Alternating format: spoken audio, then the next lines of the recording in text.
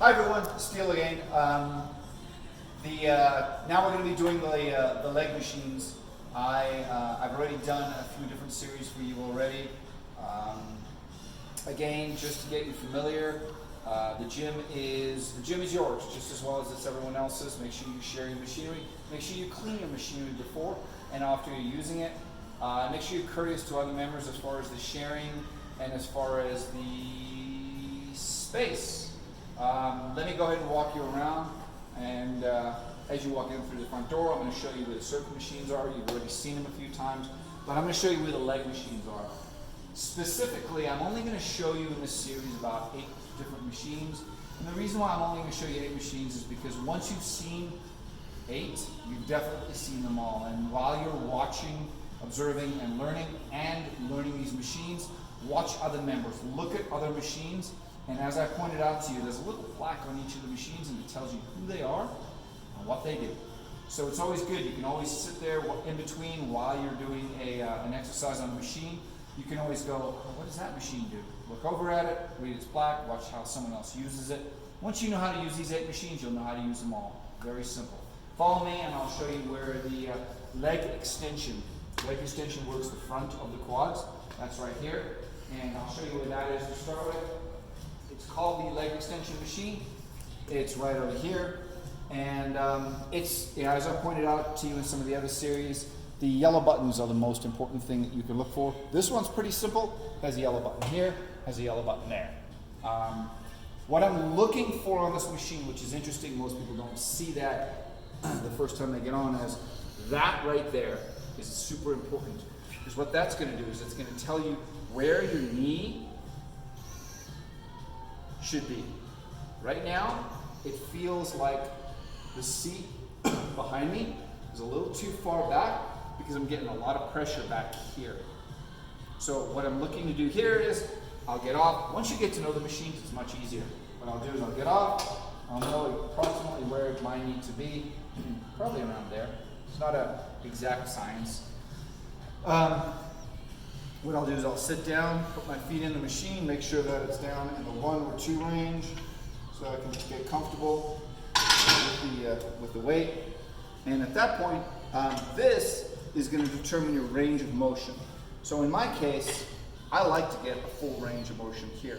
Some people maybe have knee issues and they're going to want to adjust this to all the way out here. In my case, I'm going to prefer to put it right back here.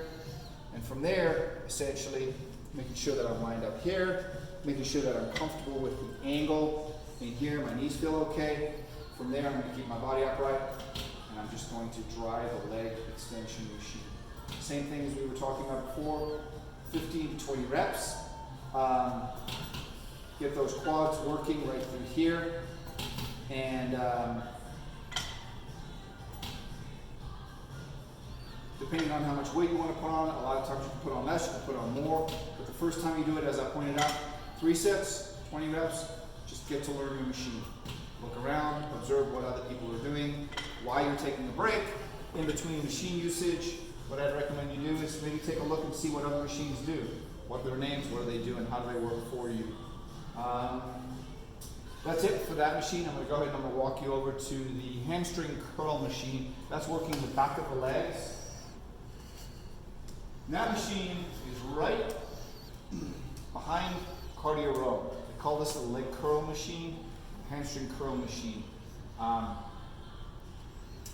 There's a lot of yellow buttons on this one, I'm not going to lie to you. This is probably the most difficult machine. I would highly recommend that you get on it and you learn how to use it. I find that it's, people overcomplicate it. I find that there's generally, once they learn the machine, it's pretty simple because most people are going to be using it very similarly. So what I'll do here is I'll look at that little red knee pivot point. I'll go ahead and put my body into the machine and on top, because as I look over here, you can see there's a start and a finish. And from there, I'll check to make sure it goes through my knee properly. It looks to me like it's probably, the back needs to go back just a little. So what I'll do is I'll hop off, adjust the weight just a little, adjust the seat back a little,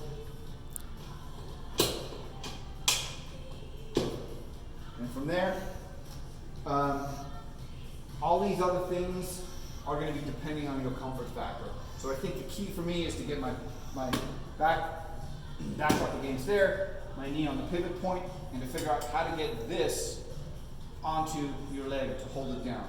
So I'll adjust the weight before I get on to, say, 2 plates. I'll go ahead and I'll put my legs up on top. And right there, you're now going to have to lower this onto your leg so that you can safely curl the pivot point and the weight. So what you do from here is you essentially push this away from you to give it a little bit of weight release from the pin, and you pull the pin out while you're weight released. You wait for it to fall down on your leg where it's comfortable. That feels comfortable on my quad right there. And from there, I'll go ahead and I'll drive my hands forward, keep my shoulders down and comfortable, and I will curl my ankles or the back of my feet towards my butt. So it's the seated leg curl or the hamstring curl machine, and it's working the muscles back right behind the knee. It's probably a little light for me, but as you can see, if by the second set, after I've done 20 reps, or the first set, I feel that I want to experiment with some of these and change some of these, go ahead, try them out. Try a different angle, a different feel, just to see which one's most comfortable for you. All right, to get this off, sometimes it can be a little bit of a challenge. What I generally like to do is I like to take my hand, shove it in between, and then squeeze my hand and flex my hand, and go ahead and, at that point, it's a very simple process. I'm just lifting it. So, as I said, put your hand underneath, if you can, flex it, release some weight, flex it, and then just slowly lift it to where you're more comfortable. Got that? All right, final machine we're going to do on the leg series is we're going to go ahead and don't forget to have clean your machinery, please. If you noticed, I haven't, but that's something you should do before and after your workout. So this is the leg press. This machine actually works both the quads and the hamstrings. The only thing that I highly recommend that people do on this machine, there's really only one yellow button on this machine, is the thing that it's one of the few machines that you almost have to be a little uncomfortable in your positioning when you first start. And what I mean by that is, when you first start, you'll find that you sit down and you're like, wow, that thing is really close to me. So what most people will do is they'll adjust themselves too far back. So as I said before, adjust it down to pretty low, like 1, 2, this one, 1, 2, or 3 plates. And if I go ahead and put my feet up here, you'll find out that the angle needs to always get to almost 90 degrees if you can, or break 90. I prefer to see it break 90. So get those feet up, actually get them pretty high up. You want to get them high up as possible, and you want to drive. You want to make sure that your feet are nice and even, and you want to drive. As you can see right here, it doesn't feel like I'm going far enough. So I had put the seat too far back. Like I said earlier, you probably have to feel a little uncomfortable in this one sometime. So what I'll do is I'll go ahead and take some weight off, adjust the seat in, and I almost say to people, it's like getting in a tight sports car. You're like, but once you get in, you get into a comfortable position, and from there, that is the most difficult it'll be. From there, it actually gets pretty easy. It's that first rep that feels uncomfortable when you first get in. But as you can see right there, my feet are relatively high in the motion, keeping the stress off the knees. I'm getting nice hip movement. As you can see, I'm getting a lot of hip movement in there. And I'm also getting a lot of angle in my quads that are breaking 90 degrees. So it's a really good movement for working the quads and the hamstrings. And I highly recommend that you try this one. This is a great piece of machinery. Don't be intimidated by it at all. It's a really easy piece of machinery to use. That's it. It doesn't get any easier than that. That's it for this series. And the next series, hang tight, is only a couple of machines. So enjoy.